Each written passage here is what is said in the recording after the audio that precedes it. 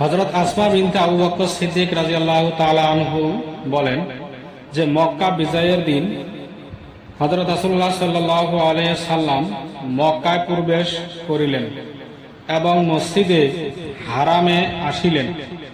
তখন হযরত আবু বকর রাদিয়াল্লাহু তাআলা আনহু তাহার পিতা আবু কুহাফাকে তাহার হাত ধরিয়া রাসূলুল্লাহ সাল্লাল্লাহু আলাইহি সাল্লামের খেদমতে আনিলেন।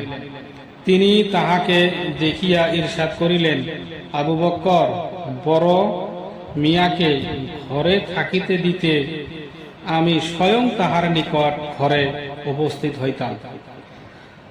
হযরত আবু বকর রাদিয়াল্লাহু তাআলা আনহু আরজ করিলেন, ইয়া রাসূলুল্লাহ, আপনি তাহার নিকট যাওয়ার চাইতে তাহার হক বেশি যে তিনি আপনার নিকট হাঁটিয়া আসেন। রাসূলুল্লাহ সাল্লাল্লাহু আলাইহি সাল্লাম তাহাকে নিজের সামনে বসাইলেন এবং তাহার বুকের উপর হাত মোবারক বুলাইয়া ইরশাদ করিলেন, আপনি মুসলমান হইয়া যান। সুতরাং হযরত আবু কুহাফা রাদিয়াল্লাহু তাআলা আনহু মুসলমান হইয়া গেলেন।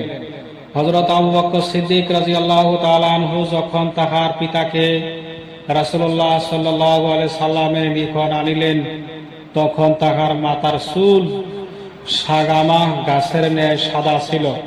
রাসূলুল্লাহ সাল্লাল্লাহু আলাইহি সাল্লাম ইরশাদ করিলেন, তাহার চুলের সাদা রঙে মেহেদি ইত্যাদি লাগাইয়া পরিবর্তন করিয়া দাও। ফায়দা: সাগামা এক রকম গাছ যাহা